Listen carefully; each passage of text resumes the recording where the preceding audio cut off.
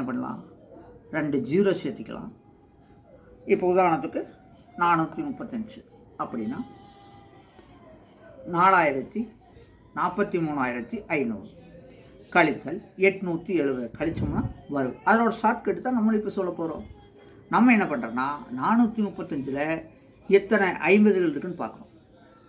400க்கு 8 தாண்டிடுச்சல, 401னால 450 வரைக்கும் ஒன்று சேர்த்திடுவோம்.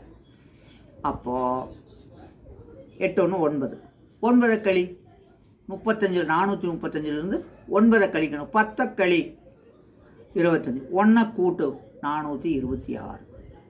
அப்போ எண்டிங் இருக்கா 2 டிஜிட்டு, அதுக்கு போடணும்ல. 35 35 70, 100லேருந்து 70 கழிச்சு 30. அப்போ எவ்வளவு? 42,630.